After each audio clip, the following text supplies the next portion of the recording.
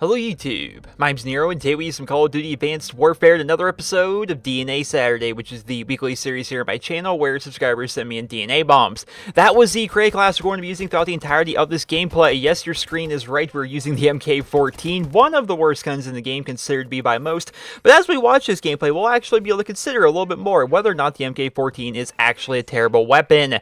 Now keep in mind, once again, you guys can go back and you can pause the video and you can go back and get a good look at the create class, but keep in mind I will be talking about the create class throughout this video.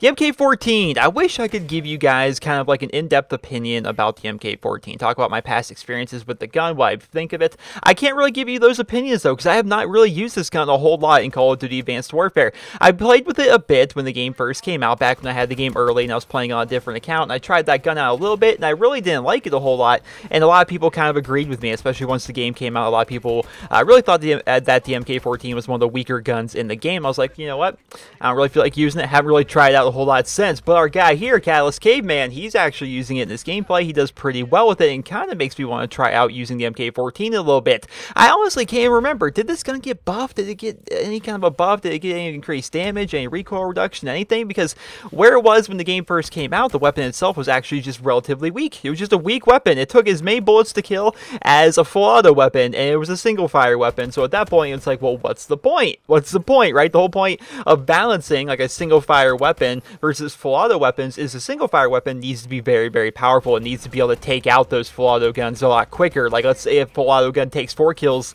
or 4 bullets to kill at like a longer range, this needs to take 2 or 3, right? That's how you balance semi-automatic weapons, but it didn't have that when the game first came out, and it was widely considered by most people in the Call of Duty community just to be very, very weak, a very, very weak assault rifle, and it doesn't look like that in this gameplay. As I'm watching it, it's taking 2 to 3 shots for the most part for him to kill, which is right about on target if you're using a semi-automatic weapon in past experiences.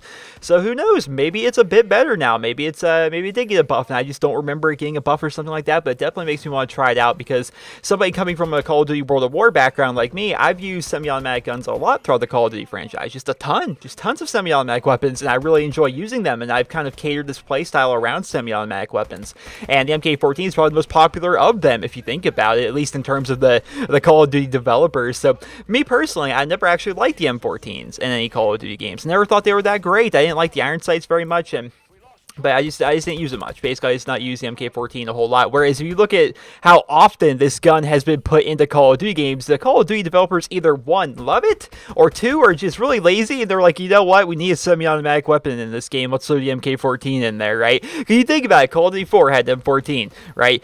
World at War had the M1 Grand, which was like the predecessor to the M14, right? So it was like the model in which M14 was built upon. So World at War had that. Modern Warfare 2 had an M14. Black Ops had an M14, Modern Warfare 3 had an M14.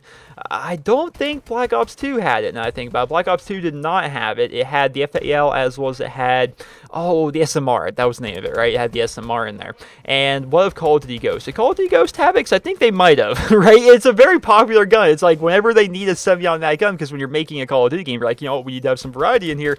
Yeah, they end up doing that, and they end up just throwing the MK14 in there. Real quick before the end of the gameplay, because keep in mind the gameplay is getting very, very close to the end, let's talk about the create class. So we're actually using the MK14 with foregrip, we're using quick draw, and we're using extended mag. Pretty good setup, I gotta say. I like the grip, like the idea of quick draw. You'll aim on your sights faster, as well as extended mag. Perks, very, very basic. Lightweight peripherals, scavenger, and blast suppressor. Nothing really fancy going on with the perks, nothing really fancy going on with the attachments besides extended mag and grip, which I think are 2 very, very good things when using this. And right there, he actually picks up the DNA bomb. Once again, that was sent in by a guy that goes by the name of Catalyst Caveman, which is like kind of a weird name. Definitely unique, I gotta say. It's definitely a unique name, but yeah, he ran around very, very quick DNA bomb overall, using what was widely considered by most players to be a very underpowered weapon. Very, very underpowered. So that's kind of nice to see that, and it kind of makes me want to try it out. Although at the same time, this may be one of those evil gameplays that we see so much here on DNA Saturday, where basically we see somebody use a gun that's widely considered to be underpowered. Like you think of like the AMR9, you think of like the AE4 or something like that, right? We see them do very, very good with it, and then we get online that night, we try to do good with it, and it doesn't work out nearly as well as what we saw in that video. it's like, how did he even get kills with this? It's awful. Like that kind of idea. But still, I have a lot of experience with semi-automatic weapons in Call of Duty, and I figure I will go ahead and try out this one as well. But there we are with the final score, a final score of 66 kills and 17 deaths, along with 4 captures and 5 defense. Very, very nice, Mr. Caveman. Very, very, very nice to see that, especially using, once again, the MK14. That's definitely a whole lot of fun. As well as it was not a very good map. In my opinion, I'd say Solar is one of the better maps in Call of Duty Advanced Warfare. I love it, personally. It's one of the better maps in the game, in my opinion, and I know other people don't agree. Like, specifically my friend Cardinal. He hates the map. He thinks it's the worst map in the game. I'm like, how can you think that's a great map? But regardless, I hope you guys all enjoyed this episode of DNA Saturday. And if you did, please be sure to leave a rating where you guys feel the video deserves. And if you guys would like to submit your DNA bombs for next week's episode of DNA Saturday, watch the video. It's on your screen right now. There's an annotation that you can click, as well as a link to the video in the video description down below, where you can go over and watch that video, and it'll tell you everything you need to know about submitting your stuff for DNA Saturday. If you guys like to check out Mr. Catalyst Caveman, once again the player for this episode of DNA Saturday, he's a returning guest here on my channel. I recognize the channel name, Kingsley Bros. He used to go under a different name instead of Catalyst Caveman. He's one of those guys that changes his name around a whole lot.